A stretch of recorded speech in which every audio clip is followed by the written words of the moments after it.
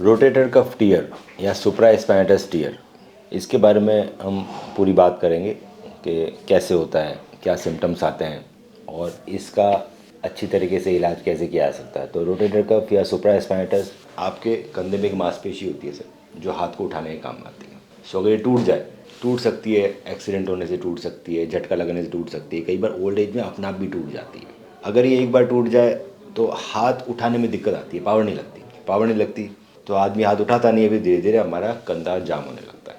अब अगर हम देखें कि इसका इलाज ही नहीं करें, कंप्लीट टीयर हो गया और इसका इलाज नहीं किया जाए, जैसे ये कंधा है हमारा, रोटेटर कफ यहाँ होता है ऊपर की तरफ, एक काम तो होता है इसका हाथ को उठाना, ठीक है। दूसरा काम ये होता है कि इसकी छत की तरह है ना, ये हाथ की हड्डी को ऊपर भी नहीं जाने देता। तो जब ये टूट जाता है तो धीरे धीरे हाथ की हड्डी ऊपर ओवरराइड करती है तो जो एक्रोमियम है उसके बीच में दब जाती है, फिर शोल्डर आर्थराइटिस हो जाता है, तो शोल्डर पूरी तरह से ख़राब हो जाता है हमारा। सो अगर हम इसका इलाज नहीं कराएंगे तो क्या होगा, रात में है ना बहुत पेन होने लग जाएगा, नाइट पेन्स काफ़ी ज़्यादा, हाथ वैसे ही नहीं उठ रहा, रात को दर्द बढ़ जाती है और धीरे धीरे ना हमारा शोल्डर ख़राब हो जाएगा। तो फिर उसके बाद एक लिमिट के बाद इसको ठीक करना पॉसिबल नहीं है। 1 सेंटीमीटर पर ईयर के हिसाब से रिट्रैक्ट होता है, पीछे की तरफ जाता है। ये टेंडन यहाँ चिपकना चाहिए, यहाँ से उखड़ गया तो अब क्या होगा, ये ओवरराइड ऑलरेडी हो गई है। देखो ओवरराइडिंग क्यों, ये नीचे वाला ग्लिनोइड का पॉइंट दिख रहा है आपको, और ये ऊपर चला गया, ऊपर चलेगी ना हाथ, तो ये ऑलरेडी हाथ ऊपर जा चुका है। क्यों जा चुका है, क्योंकि इसकी छत वीक हो गई है। अब धीरे धीरे 1 सेंटीमीटर पर ईयर के साथ रिट्रैक्ट होगा और ये पूरा चला जाएगा। ये जब ज़्यादा ऊपर जाएगा तो ये ऊपर वाली हड्डी एक्रोमियम और इसके बीच में टकरा के ये जोड़ पूरा ख़राब हो जाएगा सर, क्योंकि बीच की छत गायब हो गई ना। ये छत स्ट्रांग होती है तो इसको नीचे दबा के रखती, नीचे दबाते तो आपका ये हाथ जो ऊपर गया है वापस नीचे आता है इतना। सो मुझे है ना इसको पकड़ के वापस यहाँ चिपकाना है। जितना लेट करेंगे उतना पीछे जाएगा, वापस आएगा ही नहीं। तो सर्जरी तो बहुत ही ज़रूरी है, नहीं तो कंधा ख़राब ही जाता है। अब सर्जरी अच्छी बात है कि दूरबीन से आती है।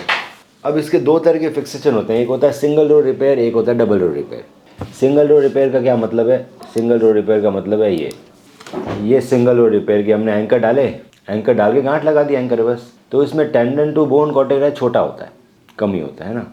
आजकल हम लोग सिंगल रो रिपेयर प्रेफर नहीं करते हैं, I will do double row repair. Double row repair में भी काफ़ी अच्छे मेथड्स आ गए हैं। सो हम नॉटलेस तरीके से डबल रो रिपेयर करेंगे, नॉटलेस सर्जरी होती है। हम लोग यूज़ करेंगे फाइबर टैग। तो ये ऑल सूचर एंकर होते हैं, ये फटा हुआ है, ये यहाँ मांसपेशी ये चिपक गया, उठ गई। तो मैं क्या करूँगा, पहले मीडियल रो एंकर डालूंगा 3, ये टेप वाले एंकर है, हमने 2 या 3 डाल दिए डिपेंडिंग अपॉन कितने फटे। इन टेप्स को मैंने आपके टेंडन के अंदर से पास कर लिया, स्कॉर्पियन की मदद से। ये सब दूरबीन सर्जरी ओपन नहीं है। इस तरह से मैंने तीनों टेप आपके टेंडन से पास कर ली। अब मैंने एक अलग तरह का एंकर यूज़ किया जिसको बोलते हैं सावरलॉक एंकर। उसके अंदर मैंने ये 3 इधर फंसा दिया, 3 इधर फंसा दिया। सो नॉटलेस डबल रो रिपेयर हो गया। इसका क्या मतलब है, ये मीडियल रो एंकर, यहाँ से टेप निकली और यहाँ चली गई लेटरल रो एंकर में। सिंगल रो रिपेयर में क्या था, हमने एंकर डाला, यहीं गांठ बांध दी।